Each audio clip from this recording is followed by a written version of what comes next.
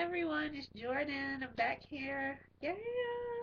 But anyways, I was gonna ask you guys, how many of you guys watched the Scandal season finale? Oh my god. It was so good. And reasons why it was good, I never knew. I was not expecting for that guy, that Rowan guy, to be Olivia's father. Two, Melly seems to be kind of coming back around to playing the role of Fitz's wife or whatever.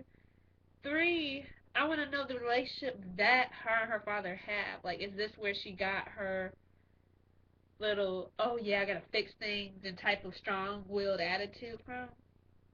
But, and then another finale that I watched was because I like the Vampire Diaries, and their finale was good. And it came on yesterday as well. Scandal one came on at 9, and then Vampire Diaries came on at 7. But they were both equally good and everything, and I can't wait till next season. Scandal's coming back in fall, I think. But it was just really good. I love that show. It's like Scandal's one of those shows where it's like there there are so many crappy TV shows out here now, and it's kind of like it's that one show that just comes along maybe every few years that just gets everything right. They have the drama, the romance, the people who can actually act worth a crap, and they have like the interesting plots. And I love how Scandal, like, they're not the type of show like at first I'm like, oh no, please don't make this Billy Chambers guy, who Billy Chambers was actually the mole, who I thought was dead and stuff, but obviously he wasn't. But I was like, please, please, please don't do it. Don't like make this into a arc for next season. Like, why is he the one? What's his issue? I like Scandal because they can actually solve issues within an hour, and then they move on to something else. But then there's always that big thing, like Defiance, the whole voting rigging thing, basically was haunting them the whole season. Well, not directly, but then it came to forefront again because the Billy Chambers dude had the Cytron card with the that had all the information about the rigging and everything about on it. But luckily, that Billy Chambers is arrested and gone and all that stuff. And I was surprised David Rosen was actually helping him and stuff. But then David came and was like, these people are my friends Olivia and them are my friends and stuff. They gave me a home when nobody else would or whatever, blah, blah, blah, blah, blah. And now he's back to being the U.S. attorney and stuff. Well, that's a good thing. Everything ended up on the episode ended well. I don't like how Fitz has these magic master plans and like they have like, oh yeah, like, excuse me. But like they're like, oh yeah, like I'm totally gonna ditch my wife, and me and you are gonna get married, and you're gonna be my new first lady. And I'm like, even though every woman who watches that show secretly wants that to happen, realistically, it would be okay if you were never the president of the United States, and she was just some like random person. But no, it's like you're the president. She's a well-known fixer in Washington, and you just can't say bye, Melly. Hello, Olivia. You're my new first lady. Because recently, in past episodes before that too, this has had like all these ideas. He became more bold ever since that whole assassination attempt thing. He got out of the hospital with that brain injury, and like he has these goals, if you will, and like you think it's gonna happen to Endgame because even Olivia would be the person to be like, no, it's not happening. But even she on this one, she was like, yeah, I'm gonna be first lady. You know, we're gonna be together. We love each other. I love him and all that stuff. And but he chickens out because it's like always like Olivia turns him down or Cyrus. He had shown Fitz because Cyrus doesn't want them to be together because it's like it wouldn't look right for his image, and America loves Melly, so imagine trying to put everyone against her in a way with saying, "Oh, he never loved you. He never," and it's kind of hard to do that. And so basically, he at the end of the episode, I thought it was funny. He went into her lap, in Melly's lap, because she moved out of the White House. If you've been watching, and like he just kind of put his head in his lap and looked like he was so sad, probably because Olivia was like, "No, I'm not doing this. I'm not doing this."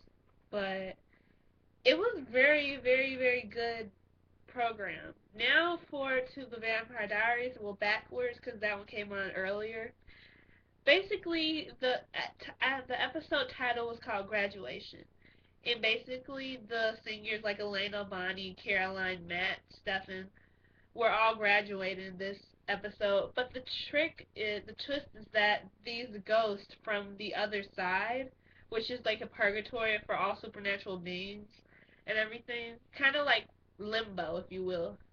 But they, like Bonnie had put down the veil to the other side. It's a long story behind that. But now all the ghosts like Cole and the witches that Caroline killed earlier in the season and some other people who are hell bent on revenge like Connor, the vampire hunter, and the vampire hunter, I forgot his name, that when they were in the island and he tried to hurt Damon and stuff. But they were back, and Alexander and all that stuff. And Jeremy, which is Lucas. But they are hell bent on getting revenge and stuff, and this graduation is not gonna be a normal graduation. Turns out the graduation was a normal graduation in itself, but the episode itself had so many cliffhangers. Mainly most of them happened at the end, but then there was stuff like you got a conclusion for a second. Elena chose Damon over Stefan, and I kind of felt bad for Stefan because in a way Stefan he hasn't lost everyone in his life, but it's like he used to be the guy on top, and now he's kind of like at the bottom of the totem pole. It's like him and Damon switched roles, so Damon's on the top now, and Stefan is on the bottom. And I just kind of felt bad, even though like it's her decision. He can't force her to make a decision or whatever. But at the same time, I've always wanted to see how Elena would be in an actual relationship with Damon. You can't really say they've ever had a relationship because early in the season, the Sire bond that wasn't really a relationship. The Sire bond is broken by now, so those are her actual true feelings. And Stefan decided to get out of town and everything. And a big cliffhanger is like Stefan has a doppelganger, like Catherine and Elena. It's Silas and Stefan. So Silas actually is his true face is Stefan's face basically. And he I doubt they ever kill off a main character like Stefan.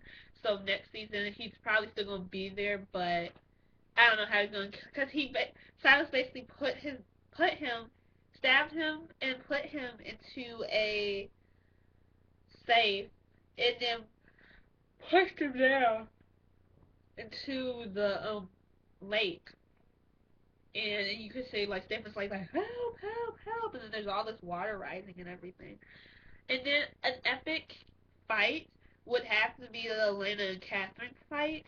And a big shocker here is now Catherine, the naval vampire bitch, she's human.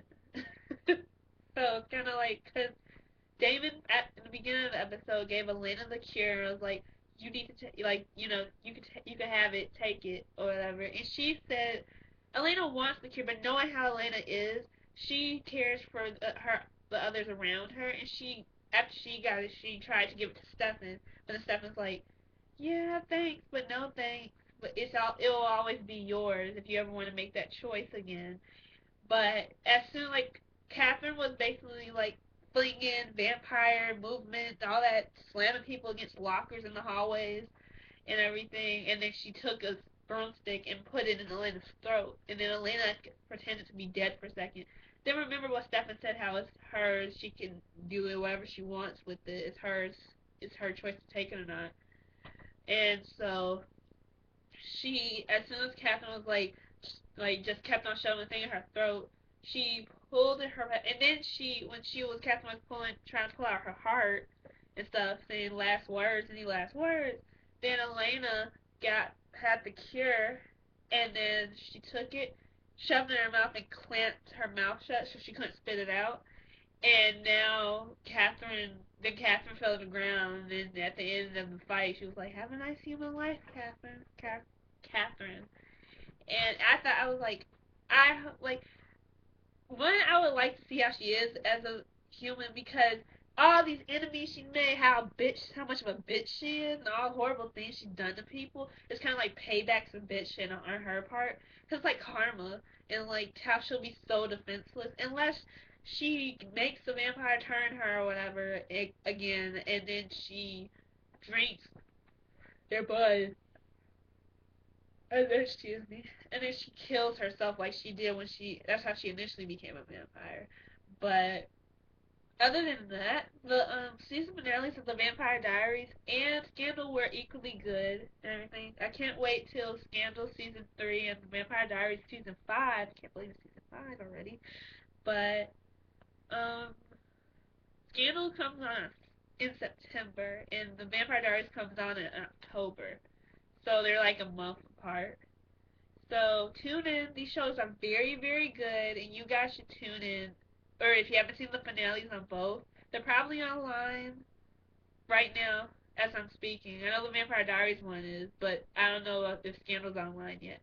But you can always go to their website. If you want the Vampire Diaries, go to thevampiredairies.tv. The Vampire Diaries, the CW / the CW. If you want to see Scandal, just go to abc.com, and then it should be on the front page if you want to watch something. But it was nice chatting. Let me know how you guys feel. You feel free to comment or whatever. Bye.